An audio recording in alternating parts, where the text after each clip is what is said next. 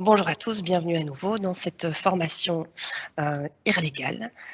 Pour ceux qui connaissent, notre cabinet organise ces formations à peu près à hauteur de 1 fois par mois sur des thèmes variés. Et le thème d'aujourd'hui, évidemment, vous l'avez vu, c'est l'anonymisation et la pseudonymisation des données à caractère personnel. Nous organisons cette formation avec le groupe Larcier. Et je vous le disais, la présentation vous est envoyée par courriel dans la journée et les vidéos sont disponibles ensuite sur notre site. Notre pratique est de partir d'un fil conducteur et puis d'aborder à l'aide de ce fil conducteur la théorie et non l'inverse. Et donc, nous évoquons cette matière au travers de 4 questions. Et aujourd'hui, pour évoquer ces 4 questions, nous avons eu l'aide très bienvenue, et nous le remercions encore, du professeur Jean-Noël Collin, qui sera là pour apporter son éclairage de technicien. Notre fil conducteur, quel sera-t-il ce matin? Il est celui d'une société pharmaceutique basée en Australie, nous l'appellerons Harold Goldfarb, et qui souhaite réaliser des tests d'un nouveau médicament, c'est l'actualité malheureusement, pour soigner les patients atteints de la Covid-19. Et pour ça, pour faire ces tests, il fait appel à un hôpital belge. Le professeur au sein de cet hôpital est désigné investigateur principal de cet essai et dans les discussions préalables au lancement de l'essai, le contrat d'étude qui est soumis par la société australienne prévoit que la société a un accès total aux données des patients en clair. Et donc, ce contrat circule entre l'hôpital et la société, le promoteur australien, et lorsque le DPO de l'hôpital belge est informé de cette perspective, il dit évidemment halte là. Alors, quelles seront les 4 questions qui vont être abordées? D'abord, rappeler les distinctions entre données à caractère personnel, données anonymes, données pseudonymes, et comment est-ce qu'on peut faire la distinction. Deuxième question, là, le point technique qui sera abordé par le professeur Collin, comment est-ce qu'on met en place l'anonymisation des données à caractère personnel, concrètement.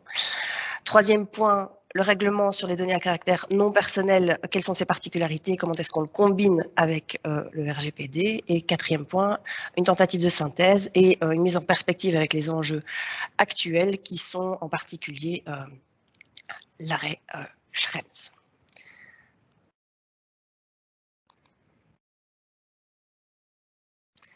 Voilà, donc je passe la parole à Éléonore Colson qui va aborder ce premier point, comment distinguer les différentes catégories de données. Merci Fanny. Alors oui, parce que le premier point évidemment à savoir, c'est celui de quoi on parle. Qu'est-ce qu'une donnée à caractère personnel, qu'est-ce qu'une donnée anonyme ou une donnée pseudonyme, et comment donc les distinguer. Alors, une donnée à caractère personnel, c'est toute information qui se rapporte à une personne physique, qu'elle soit identifiée ou identifiable, c'est-à-dire qu'on a certaines données qui, par nature, vont nous identifier, telles que notre nom ou notre prénom, mais on a aussi certaines informations qui ne sont pas nécessairement reliées à nous directement, comme par exemple des résultats médicaux, des affiliations, des données de localisation, mais qui, en fait, par certains regroupements avec d'autres informations, nous rendent identifiables. C'est-à-dire que la notion de données à caractère personnel est donc une notion extrêmement large et que donc toute information qui se rapporte à une personne physique, qu'elle soit identifiée ou identifiable, est une donnée à caractère personnel, ce qui implique évidemment l'application du règlement général relatif à la protection des données. Alors, à côté de ces données à caractère personnel et par définition négative, on a les données à caractère non personnel qui sont en fait tout ce qui n'est pas des données à caractère personnel. Tout ce qui est autre qu'une donnée à caractère personnel sera considéré comme une donnée à caractère non personnel. Typiquement, ce sont les sets de données agrégées et qui sont anonymisées et utilisées dans le cadre d'analyse de mégadonnées, des données par exemple sur l'agriculture de précision qui peuvent aider à contrôler ou à optimiser l'utilisation de l'eau, par exemple. Donc toutes les données qui sont agrégées et qui sont utilisées pour des analyses de type big data, seront souvent des données à caractère non personnel. pour ces données à caractère non personnel, le RGPD ne s'applique évidemment pas, puisqu'on n'est pas dans le cadre de données à caractère personnel, mais on a un autre règlement européen qui s'applique, qui est le règlement 2018-1807, qui établit un cadre applicable au libre flux de données à caractère non personnel dans l'Union européenne.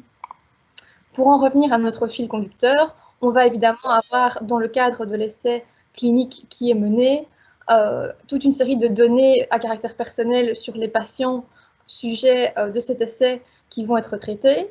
On a choisi ici quelques exemples de données qu'on va pouvoir réutiliser par la suite dans le cadre de cet exposé pour vous expliquer un petit peu les techniques notamment d'anonymisation et de pseudonymisation. On a notamment, dans le cadre d'un essai ici, d'un médicament. Bon, évidemment, nous sommes des juristes, donc nous ne connaissons pas exactement toutes les données scientifiques qui seraient nécessaires pour un tel essai, mais on pourrait imaginer, par exemple, qu'on traite tout de même des données relatives à la date de naissance, donc l'âge de la personne, son poids, sa taille, l'historique de ses tests Covid-19, ses certaines traitements médicaux que cette personne est susceptible de prendre. Alors, notre problème ici dans le fil conducteur, c'est qu'on a évidemment une étude, un essai clinique qui est réalisé pour un promoteur, donc une société pharmaceutique qui développe un médicament, qui finance un petit peu cet essai, et qui a lieu par contre, non pas en Australie, sur le lieu d'établissement du promoteur, mais en Belgique. Donc on a deux pays diamétralement opposés au niveau des régulations, et on a donc un promoteur qui souhaiterait obtenir les données en clair pour pouvoir pour pouvoir connaître les résultats de cet essai, mais également dans une optique, par exemple, de recherche, pour effectuer des recherches sur les effets du médicament. Donc, dans notre cas pratique, ici, on a heureusement le professeur chargé de l'investigation dans le cadre de cette étude, le professeur Andromeda, qui est interpellé par cette exigence du promoteur et qui va demander l'avis au DPO de l'hôpital pour savoir si ce traitement de données est conforme à nos réglementations relatives à la protection des données. Alors, pour rappel, le RGPD prévoit une obligation de minimisation des traitements de données, c'est-à-dire qu'on va traiter les données nécessaires pour la finalité du traitement et pendant une durée qui n'excédera pas celle nécessaire au regard des finalités que l'on poursuit. C'est donc quelque chose qui est premièrement très important de respecter et qu'on aura à cœur de respecter, notamment dans le cadre de l'obligation plus générale d'accountability. On a également en Belgique une loi du 30 juillet 2018 qui est venue compléter le RGPD pour certains aspects particuliers, notamment celui de la recherche scientifique.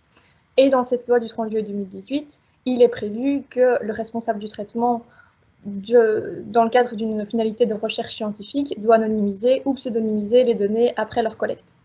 Alors ici, on a un exemple qui est très vague, donc on ne pourra pas commencer à chercher à développer plus en détail les questions de responsabilité ou de sous-traitance dans le cadre du traitement, mais sachez que voilà, dès le départ, en tout cas, lorsqu'il y aura la négociation du contrat entre le promoteur et l'hôpital, c'est des questions qui vont se poser, qu'il faudra évidemment mettre par écrit.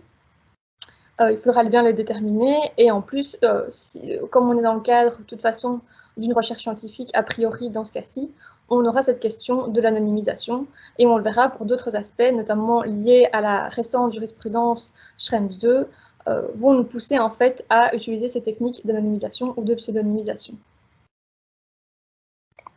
Alors, je vous parle d'anonymisation et de pseudonymisation. Concrètement, qu'est-ce que c'est ?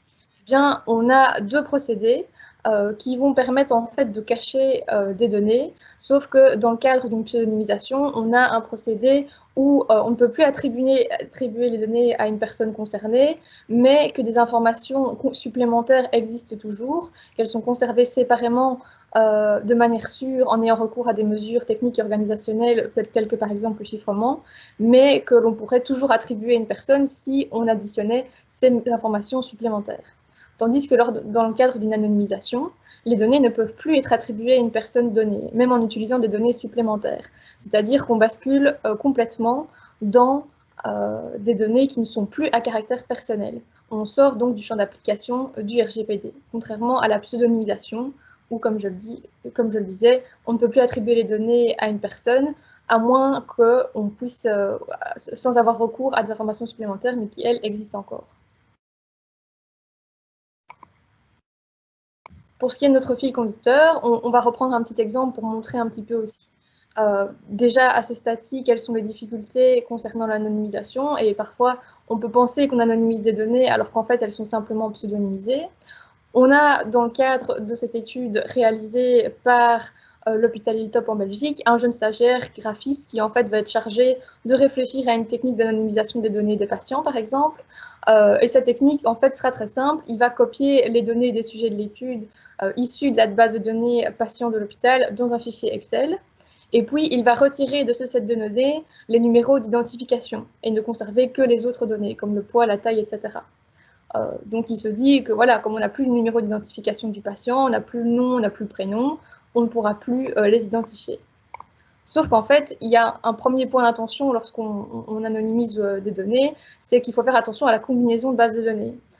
Et c'est typiquement ce qui s'est passé, même si pour certains, cela va de soi qu'il y a des risques de réidentifier une personne lorsqu'il reste encore des informations sur celle-ci.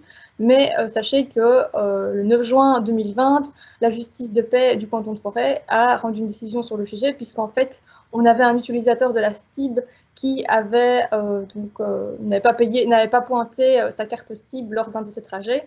Et ensuite, on lui avait demandé donc de payer un supplément. Et pour se défendre, il avait invoqué le fait que la STIB traçait illégalement ses trajets, puisqu'il conservait en permanence les 3 derniers trajets pointés par l'utilisateur dans sa base de données relative aux données de pointage. La STIB a dit qu'en fait, cette base de données était anonyme, puisque en fait, il y avait une base de données des clients de la STIB qui était bien distincte physiquement de celle des données de pointage, et que donc, en fait, on ne pouvait pas identifier l'usager de la STIB par cette base de données de pointage. Sauf qu'en réalité, dans ces 2 bases de données subsistait un élément en commun, qui est le numéro d'identification de la carte mobile de l'usager. Et donc, en fait, lorsque l'on regardait les données dans une base de données et celles dans la base de données de clients, on pouvait évidemment retomber sur l'identité de la personne puisqu'elles avaient une donnée en commun.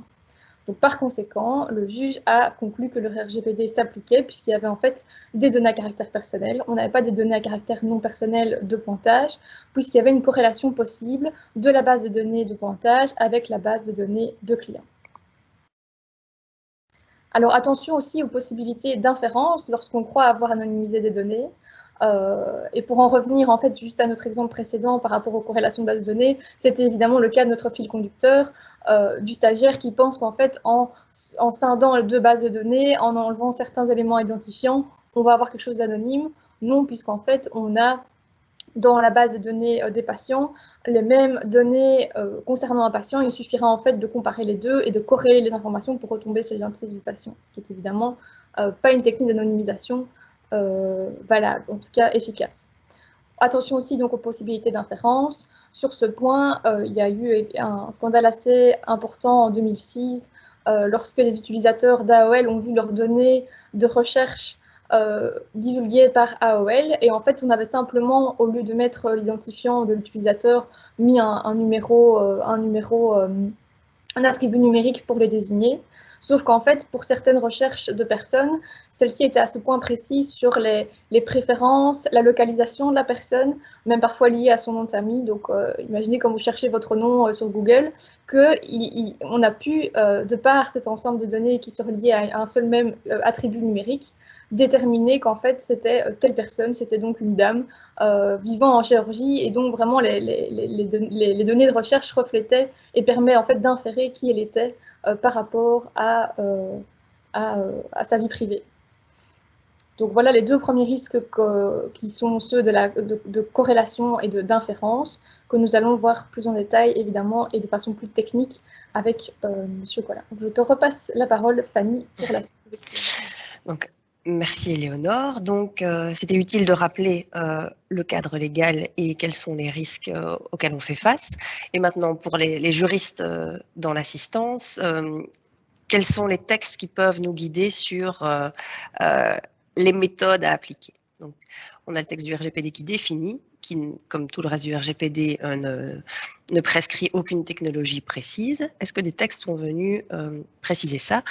Il y a une recommandation qui est, vous le voyez, de 2014, donc bien antérieure au RGPD, donc du groupe 29 de l'ancêtre du CEPD, qui ne contient toujours pas de normes prescriptives, qui analyse les points positifs et négatifs de chaque technique, mais qui rappelle que les 3 critères sont essentiels pour évaluer chaque technique à la situation en cause. C'est le risque d'individualisation, le risque de corrélation et le risque d'inférence, point que Éléonore vient d'aborder. Donc, cette recommandation, même si elle se veut beaucoup plus concrète que les textes juridiques en eux-mêmes, ne fait que délimiter et souligner les problèmes sans apporter de réponse en soi. Elle renvoie, comme bien souvent avec le RGPD, le responsable du traitement ou le sous-traitant à sa responsabilité en lui expliquant quels sont les éléments à prendre en compte dans sa prise de décision. Ce rapport du CEPD a été intégré par l'ancienne commission de protection de la vie privée dans son rapport Big Data qui reprend les analyses des différentes techniques d'anonymisation et de pseudonymisation. Alors, aussi pour les juristes qui sont dans la salle, ce qui serait intéressant de savoir, et c'est un petit point particulier, mais ça nous paraissait intéressant de le mentionner aujourd'hui, c'est que au cours d'une décision récente, l'autorité de protection des données a pu estimer concernant des caméras. Essayer de ne pas finir tard, donc sauf, je vais dire, urgent. Les caméras intelligentes à la côte pour justement surveiller les affluences en raison de la Covid-19 que vous voyez à l'écran. Donc, le placement immédiat des petits carrés sur les passants remplissait les principes de privacy by design et de minimisation des données, et donc ça suffisait comme mesure d'anonymisation des images de vidéosurveillance. Les passants n'étaient pas reconnaissables. Donc, c'est un cas pratique qui a déjà été tranché par l'autorité de protection des données, mais plus que ça, nous n'avons pas autre chose dans les textes ou dans les décisions qui pourraient nous aider. Donc, nous tournons maintenant vers le technicien qui est le professeur Jean-Noël Collin. Et avant de le laisser démarrer ses explications techniques, on va essayer de lancer un petit sondage pour voir quel est votre état de mise en place de ces techniques au sein de votre organisation. Donc, ce sondage s'affiche normalement au milieu de votre écran si vous employez l'application Teams ou dans le module de chat si vous êtes dans votre navigateur. Et les résultats sont anonymes. Donc, on va simplement avoir un nombre de votes total. Donc, pour l'instant, la majorité est composée de personnes qui n'utilisent encore aucune de ces techniques. Et un quart utilisent la pseudonymisation ou de l'anonymisation. Voilà. On n'aura de toute façon pas des chiffres très précis, mais c'est intéressant de savoir que beaucoup d'entre nous partent d'une feuille blanche. Donc, merci beaucoup pour votre participation. Donc, Monsieur Collin, je vous en prie.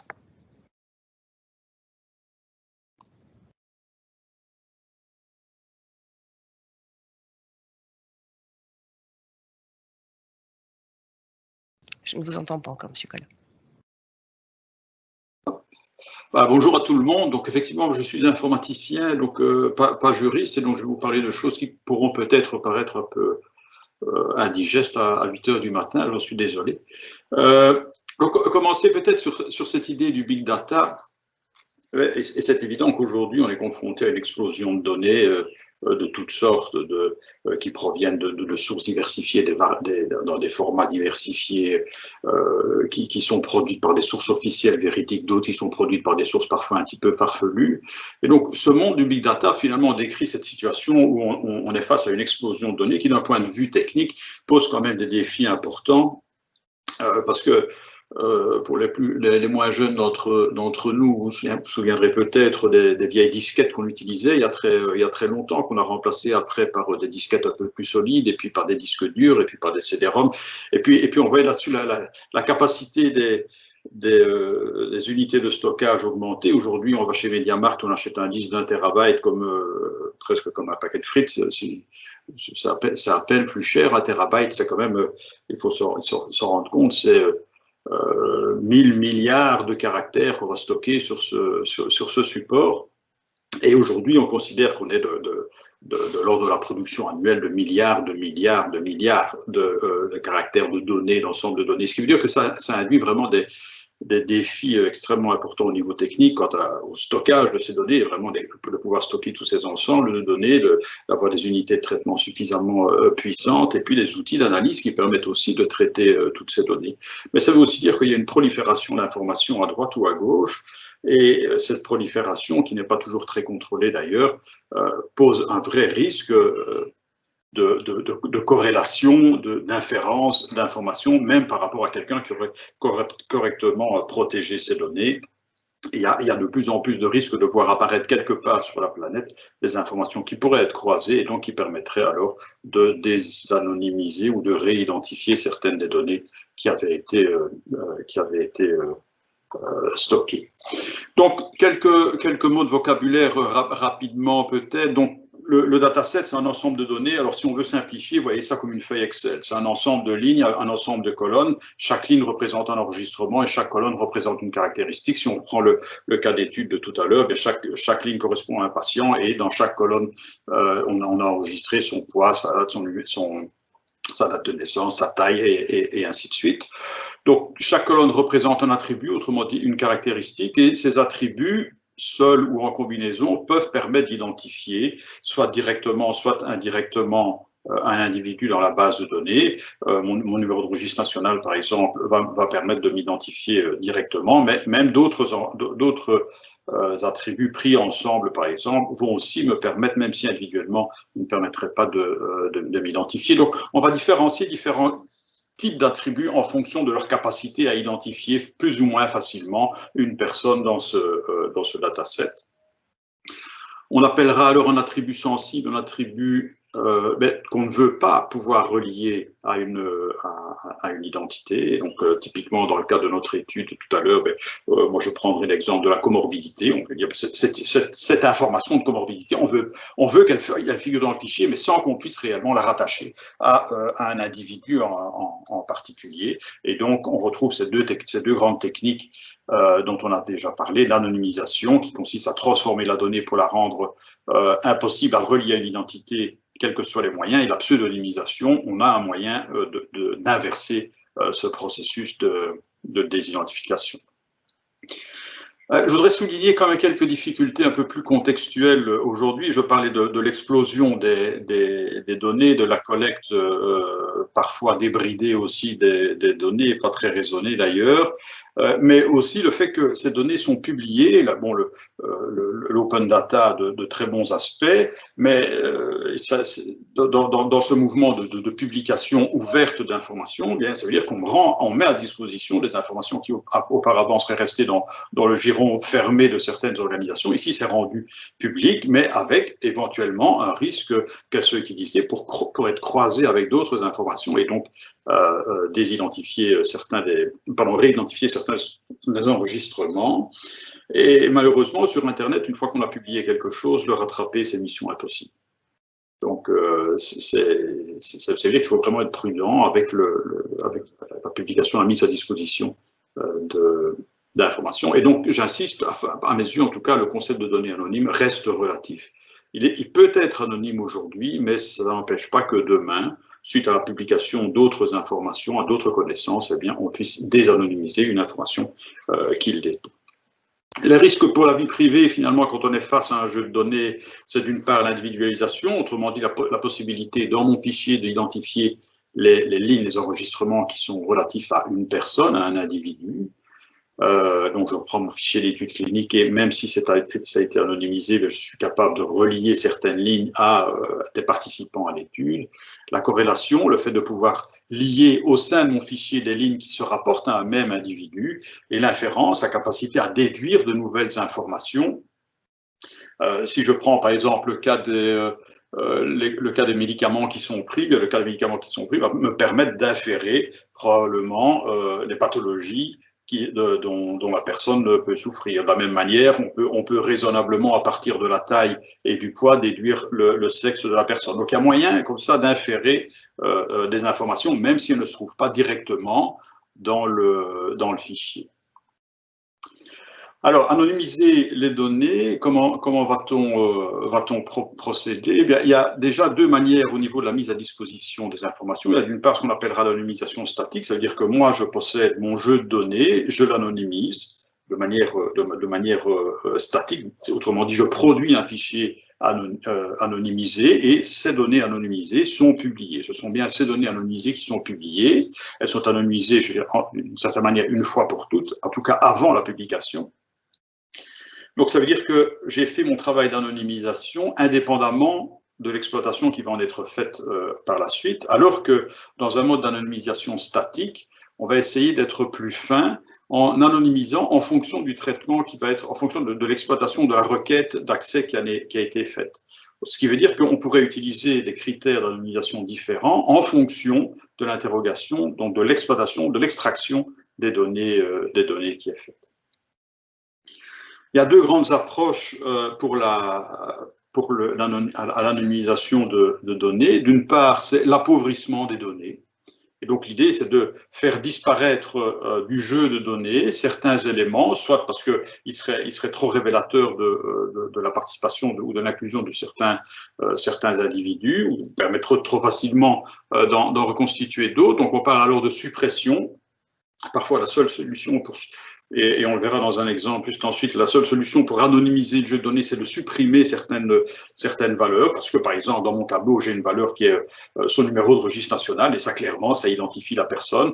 Peut-être aussi parce que la personne a des caractéristiques tellement uniques que si je la laisse dans le jeu de données, eh bien, on saura directement que c'est de cette personne-là qu'on parle. Prenons simplement le cas d'une personne qui mesurerait, je ne sais pas, soyons fous, 2,14 m. Elle est probablement la seule dans le fichier du cas d'étude à mesurer 2,14 m, et si je la laisse telle qu'elle, eh bien, on saura directement la relier aux participants en question. Donc, la suppression, c'est une manière déjà de réduire le risque de réidentification en éliminant des données qui seraient trop faciles de relier à une personne. Maintenant, ça a évidemment un impact sur l'utilisabilité du jeu de données, puisque en faisant disparaître des valeurs, d'un point de vue statistique, si à un moment donné vous vouliez calculer, je ne sais pas moi, la taille moyenne, bien, vous avez supprimé la personne qui mesurait 2,14 m, clairement, ça va avoir un impact sur la taille moyenne de votre échantillon.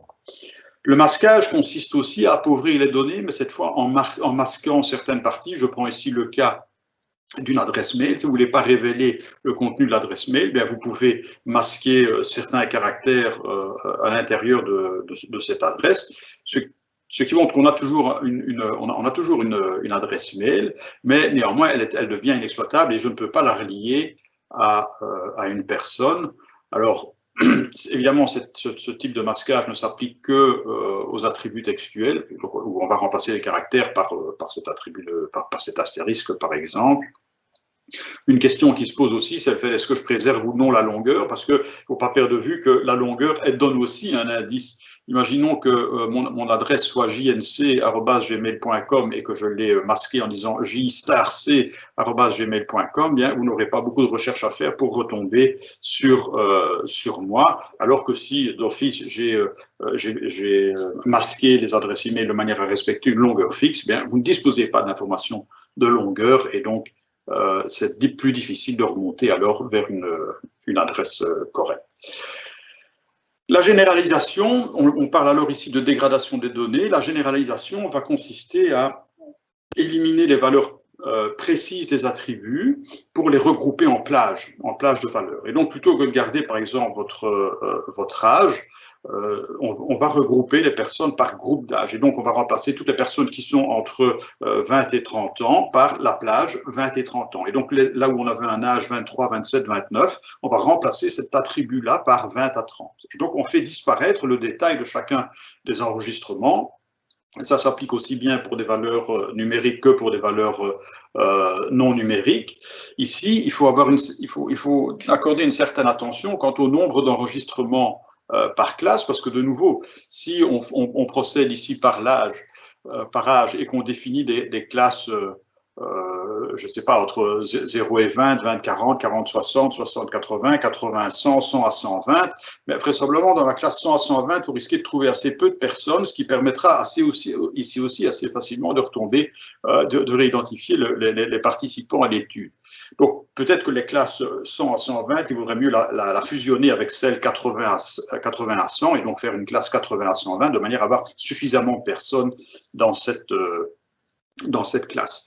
On voit ici quand même apparaître cette dualité entre, d'une part, le souhait d'anonymiser les données, mais d'un autre, le souhait de pouvoir exploiter ces données. Parce que clairement, si je regroupe les personnes en remplaçant leur âge par une plage de valeurs, bien, je perds l'information précise de l'âge. Et donc, si je voulais travailler sur cette information-là, eh bien, je n'en suis plus capable. Donc, il y a une perte d'information. Donc, il y a un compromis là à trouver entre le degré de généralisation, au plus on va généraliser, au moins, finalement, au plus la perte d'information sera importante. La pseudonymisation, on l'a dit tout à l'heure, consiste à prendre un attribut qui est identifiant, une combinaison d'attributs qui sont identifiants, et les remplacer par une valeur opaque. Autrement dit, une valeur à partir de laquelle il n'est pas possible de récupérer la valeur originale. Alors, il existe toute une série de méthodes pour y parvenir.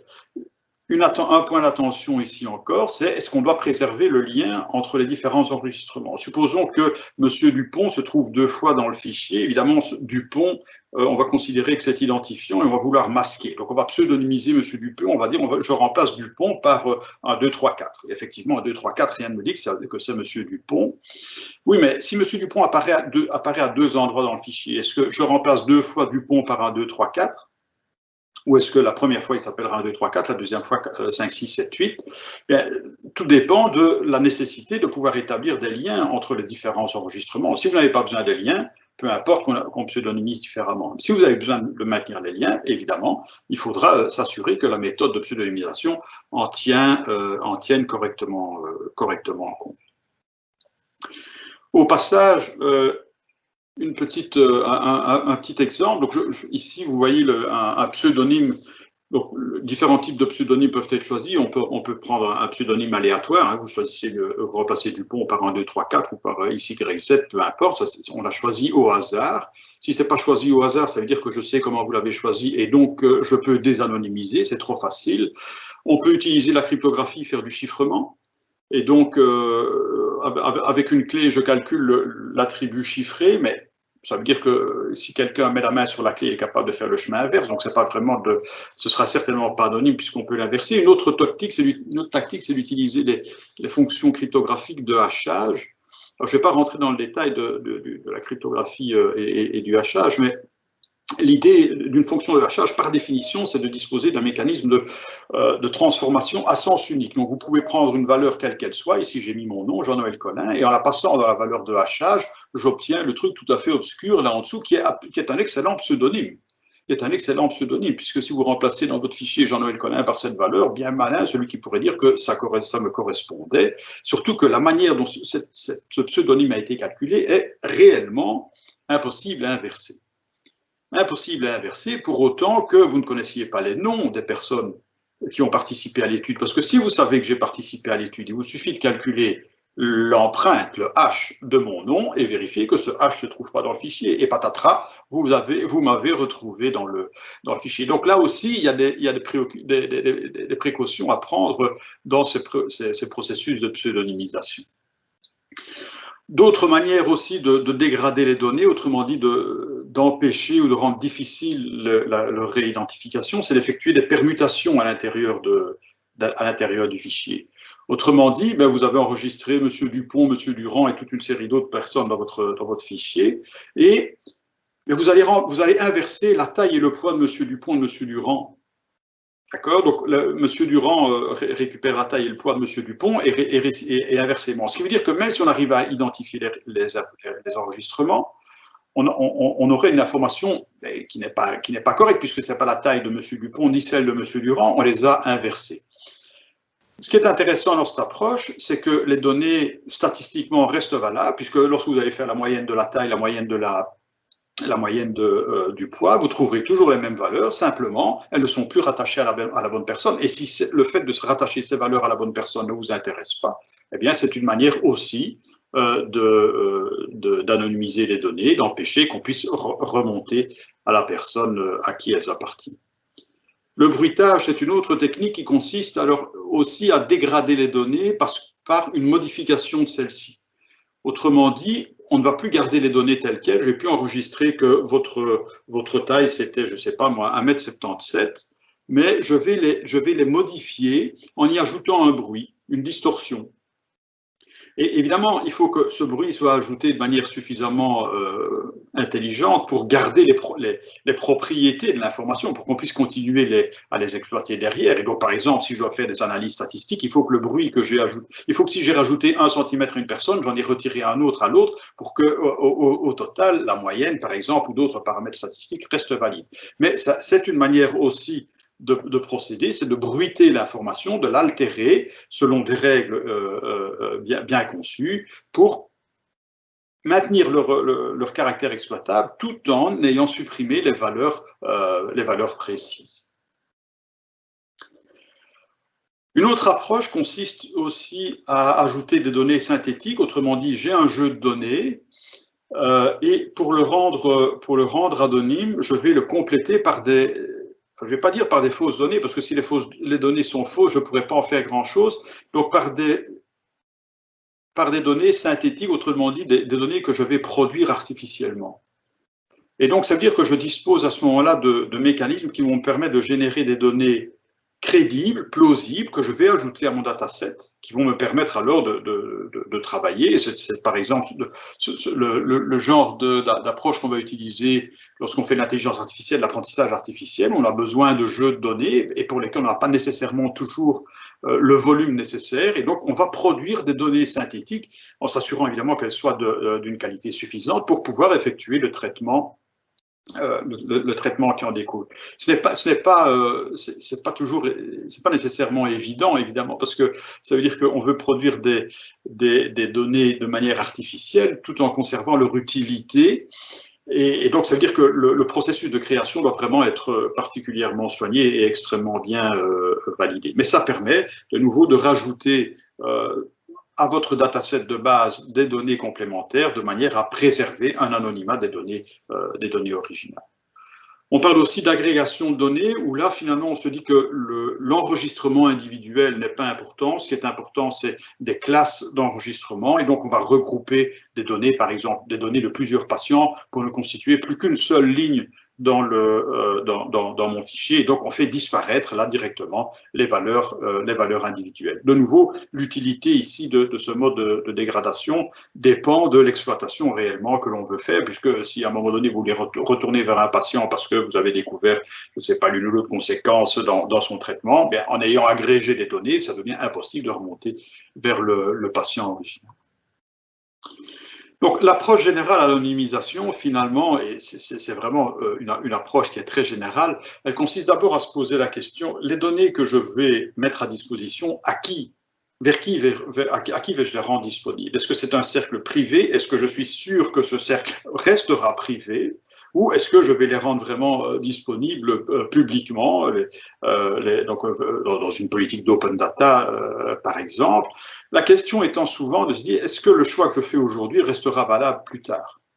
Et donc, parfois, on se dit, oui, mais OK, ces données, je les libère dans un cercle contrôlé aujourd'hui, mais qui me dit que plus tard, elles ne vont pas s'échapper de manière plus ou moins autorisée, et donc poser un autre risque qui n'aurait pas été envisagé au début de l'analyse. On analyse alors la nature des données que l'on veut mettre à disposition, et donc vraiment en faisant le travail systématique de caractériser qu'est-ce qui est un identifiant, qu'est-ce qui est un quasi-identifiant, direct, indirect, qu'est-ce qui est une donnée sensible, parce que c'est sur base de cette classification-là qu'on va pouvoir adopter les bonnes manières de protection, d'anonymisation, en tenant compte évidemment des besoins de l'utilisateur. Donc, la solution la plus simple serait évidemment de tout globaliser, de tout générer, de tout dégrader, sauf que derrière, l'utilisateur ne pourra plus rien en faire. Donc, il faut arriver vraiment à trouver le compromis entre l'anonymisation la plus forte qui permettra l'exploitation la plus fine aussi en fonction des besoins, en fonction des besoins réels. Et j'insiste alors ici vraiment sur ce besoin de réévaluer le risque de réidentification encore et encore, parce que les choix que j'ai faits aujourd'hui vont être remis en cause dans quelques mois, dans quelques années éventuellement, parce que on se sera aperçu que d'abord peut-être j'ai mal anonymisé mes données, peut-être qu'il y a d'autres jeux de données qui sont apparus et qui croisaient avec les miens, même permettent de réidentifier, même si c'est un petit nom, permettent quand même de réidentifier certains enregistrements. Donc c'est vraiment nécessaire de se reposer régulièrement la question des possibilités de réidentification, et aussi ne pas perdre de vue les mesures complémentaires. Anonymiser, c'est bien joli, mais ce ne sera pas c'est pas la panacée universelle. C'est compliqué. Effectivement, je plains le jeune stagiaire graphiste à qui on avait demandé d'anonymiser les données dans l'étude. Je pense qu'on ne peut vraiment pas le blâmer. Et il faut vraiment voir que cette mise à disposition d'informations doit s'accompagner de mesures complémentaires. Pas plus tard qu'hier, j'ai encore dû signer un accord de confidentialité avec un partenaire qui me mettait à disposition des informations qui, même si elles ont l'air anonymes, bien, on les protège par un cadre contractuel supplémentaire, même s'ils estiment avoir anonymisé correctement leurs données. Alors, je vois le temps qui passe, je ne vais peut-être pas trop m'appesantir sur les critères plus formels qui permettent de mesurer le degré d'anonymité, mais simplement prendre ce petit exemple. Voilà les données brutes qui avaient été collectées dans le cadre de l'étude, et vous voyez qu'on a pris ici un numéro d'identifiant, j'ai le code postal du patient, sa date de naissance, son sexe et une des comorbidités qui avait été identifiée. Bon, ben clairement, on voit que le numéro d'identifiant est un identifiant, on ne peut pas le conserver tel quel, et même au-delà de cela, il y a des données qui permettraient d'identifier la quasi-totalité des personnes. Si je prends le code postal, la date de naissance et le genre, vous pouvez identifier les personnes pour autant que vous disposiez des informations. Donc, une première étape consisterait à remplacer le numéro identifiant par un pseudonyme. Bon, ici, je ne me suis pas cassé la tête, j'ai juste numéroté les patients, mais toujours est-il que personne ne sait que le numéro 4, c'était monsieur ou madame Dupont. Et l'âge, plutôt que de garder la date de naissance, que je l'ai déjà globalisé. Parce qu'effectivement, selon ce principe de minimisation, l'âge est suffisant pour mon traitement. Je n'ai pas besoin d'avoir la date de naissance exacte. Donc, j'ai globalisé, j'ai généralisé l'âge, la date de naissance vers l'âge. Et une des mesures de l'anonymité, ou de l'anonymat, c'est d'utiliser cette notion de cas anonymat. L'idée étant d'anonymiser les données pour empêcher qu'on puisse relier une ligne à moins de cas autres lignes. Autrement dit, on veut vous rendre anonyme au sein d'un ensemble de cas autres enregistrements. Et c'est ce que j'essaie de faire ici. Je retrouve les 10 patients de mon étude. Vous voyez que là, je ne l'ai plus gardé tel quel parce que là, j'ai une information assez précise. En particulier, si je la combine au genre, j'ai carrément supprimé l'attribut code postal parce que lui, dans mon fichier, permettait d'identifier chacune des personnes. Et donc, j'ai effectué une première tentative d'anonymat en créant 3 classes, la classe 20-34 ans, 35-49 ans et 50-99 ans. Et donc là, effectivement, on se dit, bon, ben, ça bien, même si je sais que vous avez 29 ans, que vous êtes un homme, bien, je sais que vous vous trouvez dans la première classe, mais je ne sais pas si vous êtes le premier, le deuxième ou le troisième enregistrement. Donc, vous êtes anonyme parmi cet ensemble de trois enregistrements. Et donc, je ne peux plus vous distinguer. Donc, selon ce critère, ce serait satisfaisant. J'ai quand même fait une erreur dans mon anonymisation parce que si vous considérez la deuxième classe, si je sais que vous êtes de sexe féminin et que vous avez, par exemple, 40 ans, je sais identifier que vous êtes la personne numéro 7. Donc là, j'ai mal réalisé mon anonymisation. Mes classes ne sont pas vraiment 3 anonymes.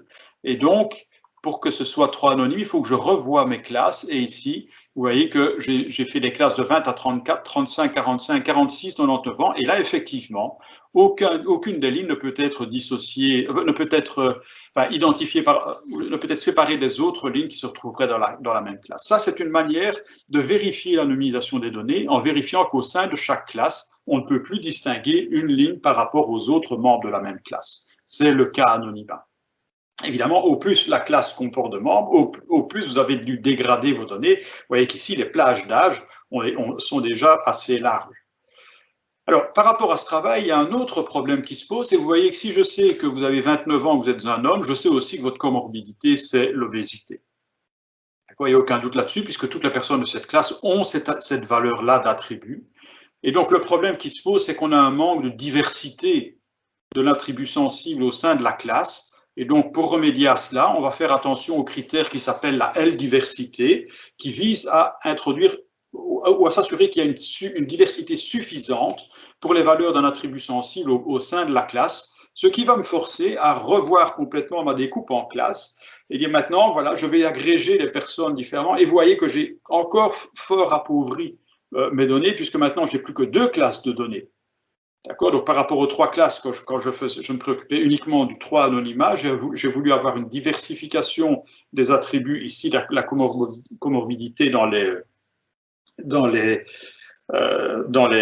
classes. Et pour ce faire, je suis obligé de généraliser de nouveau l'âge en prenant maintenant une plage beaucoup plus large de 20 à 45, une autre de 46 à 99.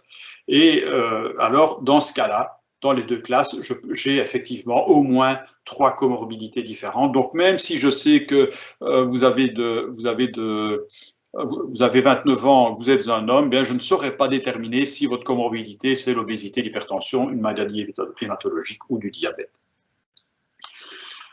Donc, ce cas anonymat, cette L-diversité, sont des mesures qui permettent de vérifier que les données ont été correctement anonymisées, suffisamment anonymisées. Évidemment, il faut déterminer le paramètre K, le paramètre L, et au plus vous allez utiliser des valeurs élevées, au plus l'utilisabilité des données risque d'être impactée, puisque ça veut dire que, comme vous l'avez vu ici, je n'ai plus que 2 classes de données, ce qui risque de rendre les traitements par la suite plus compliqués.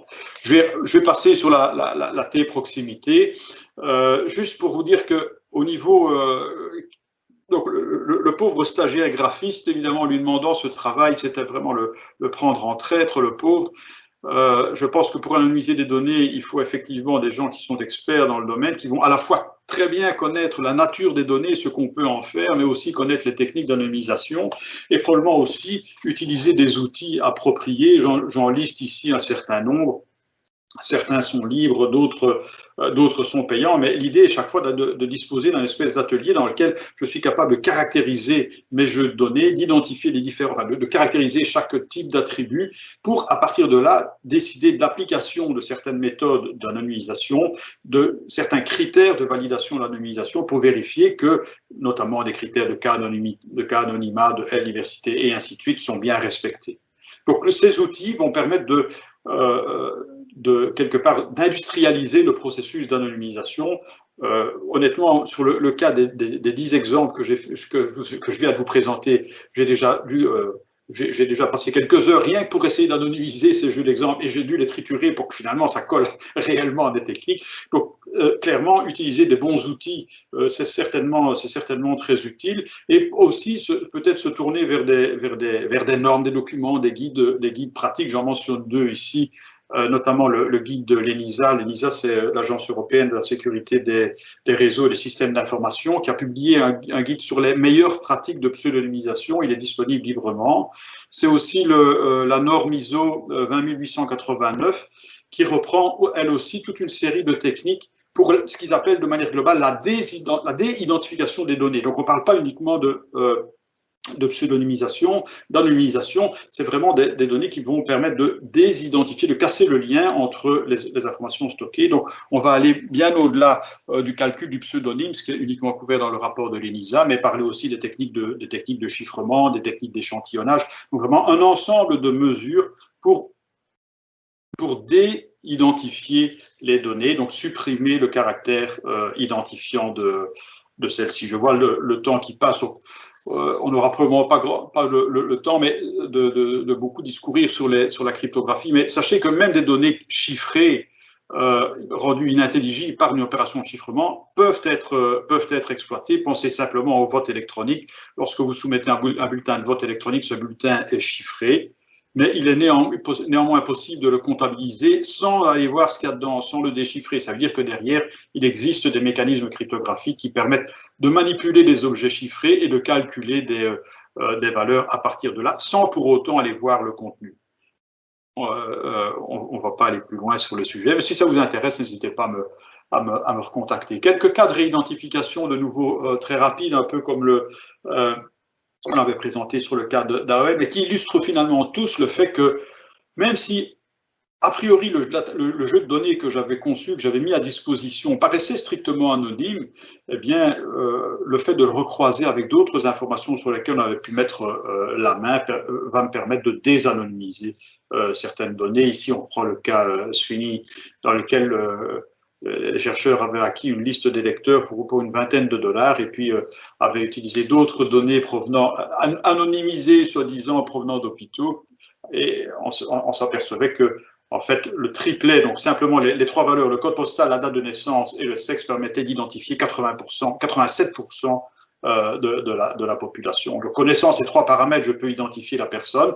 Et comme ces trois paramètres se trouvaient à la fois dans le fichier d'électeurs et dans le fichier des données médicales, même pseudonymisées, eh bien, on pouvait retrouver pour les électeurs certaines caractéristiques de leur dossier, médical.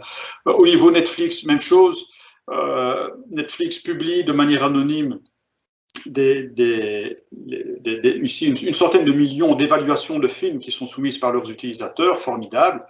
Sauf qu'ils n'ont pas anticipé le fait que les mêmes utilisateurs vont poster des évaluations sur d'autres plateformes.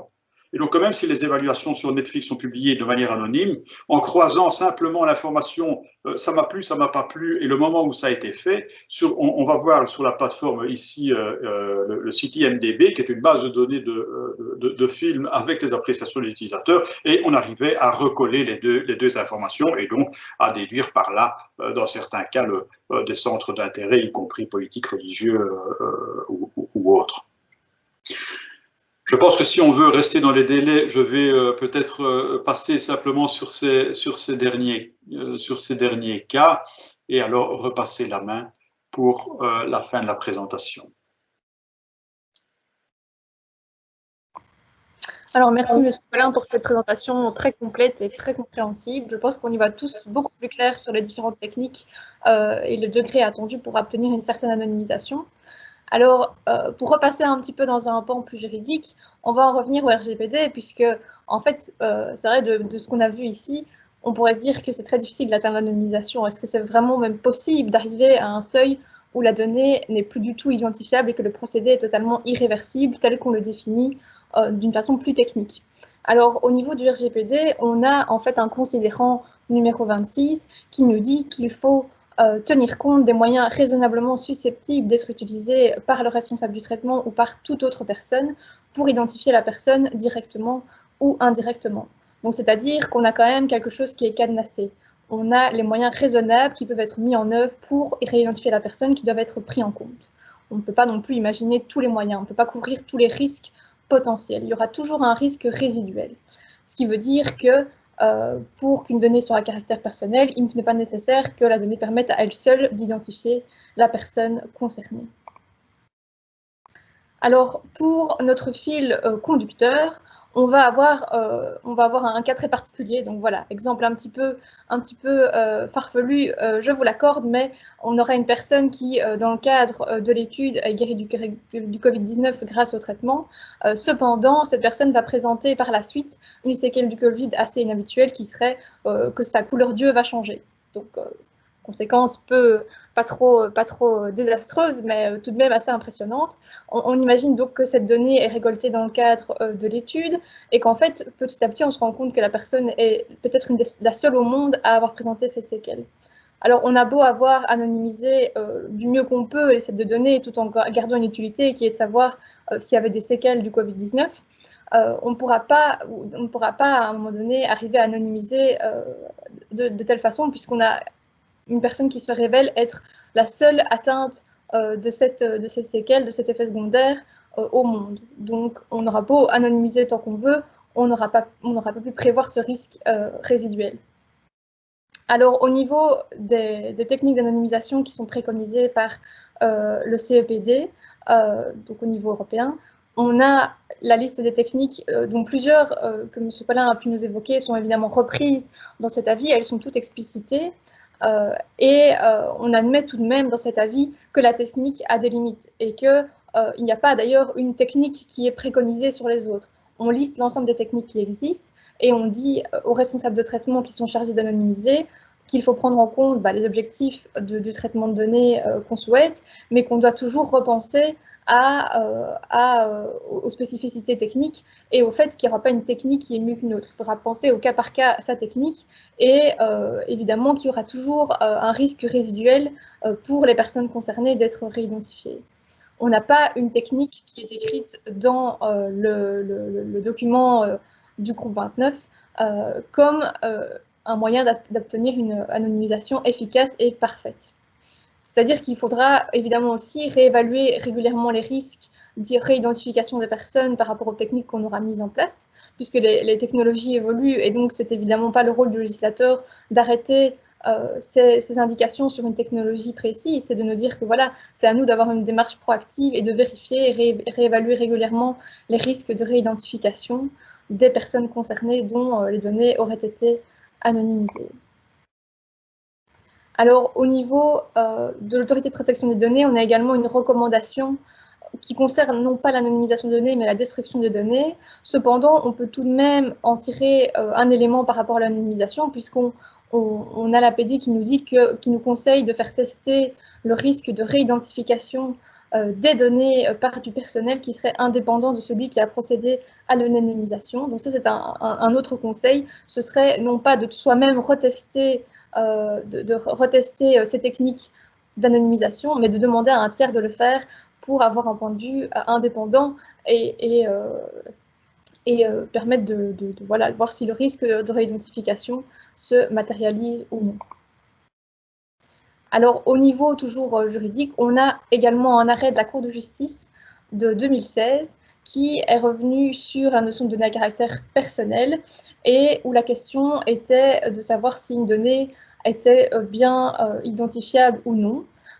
Et là, la Cour, en fait, c'était une question d'adresse IP dynamique pour des sites Internet. Et la Cour a jugé que voilà, il fallait pour déterminer cette notion de si une donnée est identifiable et donc qualifiée de donnée à caractère personnel, prendre en compte les moyens qui sont susceptibles d'être raisonnablement mis en œuvre pour identifier.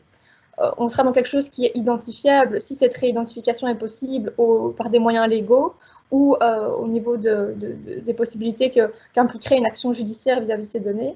Mais par contre, on ne sera pas face à une donnée identifiable si on peut en effet réidentifier la personne suite à, par exemple, une technique qui est interdite par la loi comme le piratage, ou une technique qui serait irréalisable en pratique, car il demande un effort de mesurer en termes de temps, de main-d'œuvre ou encore de coût.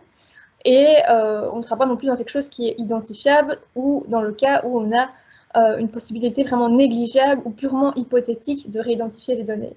Donc c'est un petit peu des critères qu'il faut prendre en compte pour rééquilibrer cette notion d'anonymisation et envisager si en effet, par exemple, tiens, est-ce que mes données sont anonymes au point où si jamais quelqu'un met en œuvre des moyens légaux pour y avoir accès, il peut y avoir accès, mais ne pas commencer non plus à tenir compte de tous les risques possibles qui sont tellement à ce point hypothétiques qu'ils ne pourraient vraiment jamais se matérialiser, ou en pensant à des techniques qui sont évidemment interdites par la loi.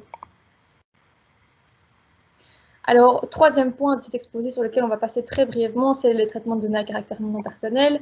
On les a déjà évoqués un petit peu au début.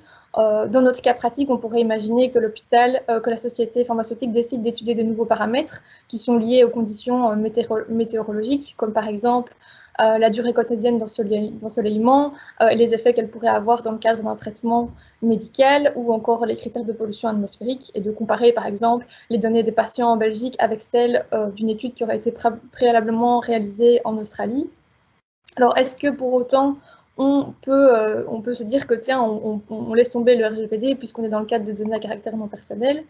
Eh bien, tout dépend un petit peu de si les données à caractère personnel et les données à caractère non personnel sont ou non inextricablement liées, c'est-à-dire qu'on aurait, de façon technique, il y aurait une impossibilité, de façon, même pour que ce soit économiquement efficace, de séparer les données à caractère personnel et non personnel. Si les données sont inextricablement liées, on va appliquer la réglementation sans préjudice du RGPD, c'est-à-dire que on va avoir le RGPD qui s'applique pour l'ensemble de données, qui peut le plus, peut le moins. À partir du moment où on a des données à caractère personnel et où ça implique des règles bien spécifiques qui sont plus contraignantes que celles des données à caractère non personnel, on va toujours évidemment bien respecter le RGPD, tandis que si on peut séparer les données à caractère non personnel des données à caractère personnel, on applique les deux réglementations en parallèle pour chaque type de données.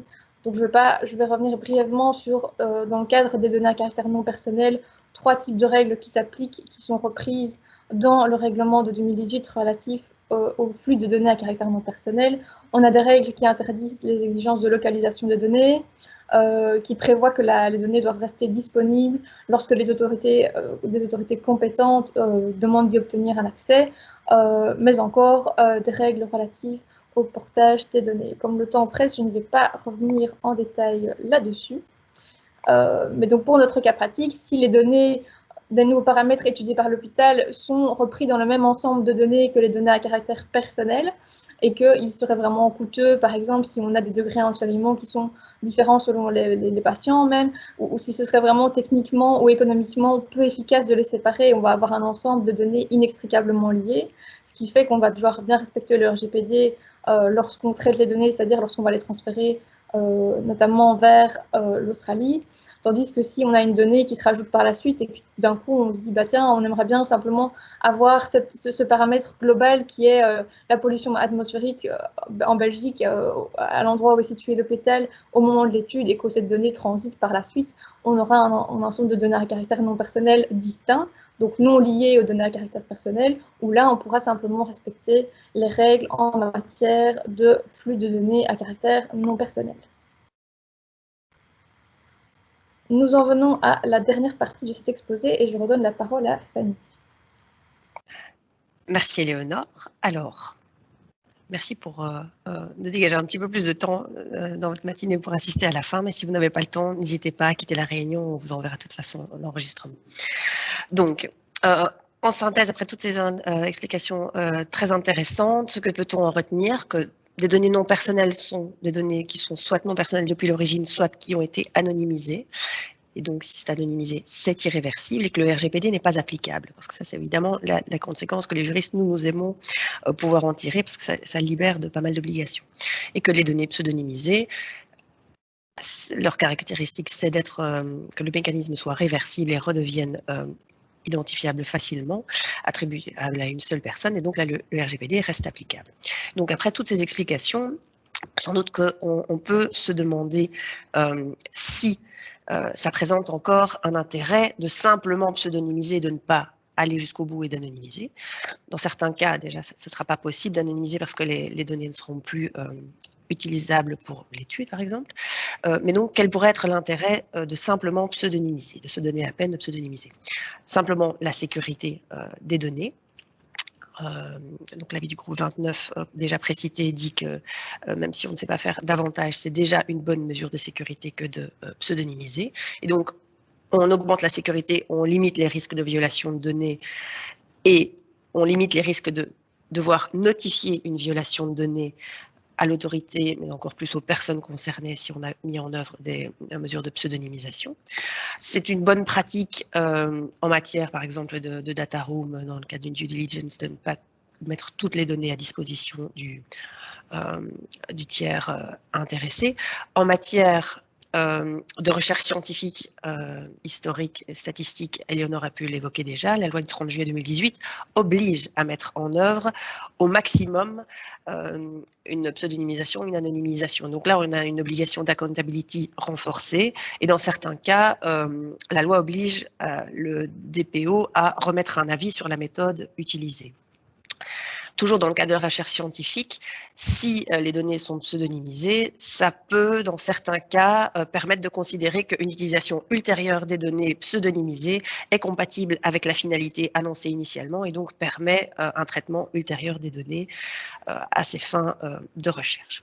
Et enfin, dernier point sur lequel on souhaitait, compte tenu de l'actualité, se pencher un peu plus, la pseudonymisation, ça peut être intéressant pour transférer des données hors UE.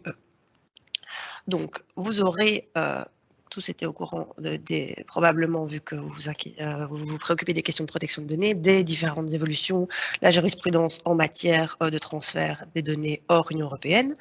Dernier élément en date, l'arrêt Schrems 2 qui date de juillet 2020 et qui s'est prononcé sur deux choses, le cas spécifique des États-Unis et l'annulation de la décision particulière d'adéquation dont bénéficiaient les États-Unis, donc il n'y a plus de cadre spécifiques applicables aux États-Unis, et en se penchant sur les clauses contractuelles types qui peuvent être conclues toujours maintenant avec les États-Unis, mais aussi avec les autres pays hors Union européenne.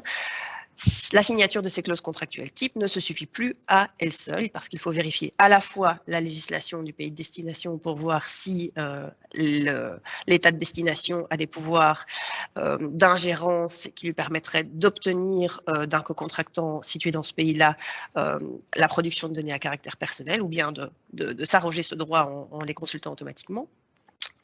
Et donc après cette analyse, il faut que l'exportateur européen de données vers ce pays hors Europe se pose la question de savoir si, en plus de la signature des clauses contractuelles type, il faut prendre des mesures supplémentaires. Mesures qui peuvent notamment être des mesures techniques. Et c'est là que nous penchons sur, on en revient à la pseudonymisation, l'anonymisation ou on aborde aussi le chiffrement, c'est qu'il y a pour l'instant un projet de recommandation sur les mesures techniques qui pourraient être prises pour, malgré tout, continuer à exporter des données. Et à cet égard, le CEPD estime que parmi ces mesures techniques, il serait acceptable que les données soient pseudonymisées, mais à des conditions très précises. Il faut démontrer que elles sont pseudonymisées de manière telle que l'État étranger ne pourrait pas recouper les données avec des informations publiquement disponibles ou des autres informations que les autorités publiques pourraient posséder.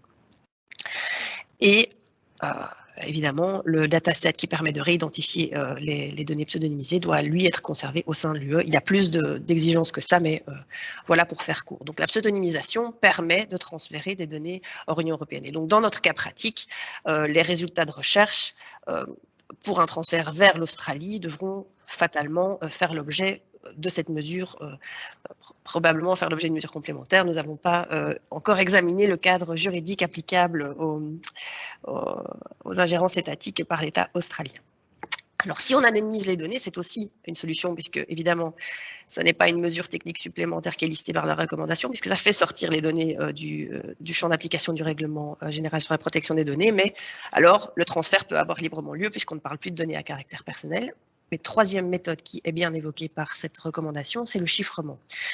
Donc, c'est un chiffrement avec aussi certaines exigences, avec une clé qui reste au sein de l'Union européenne.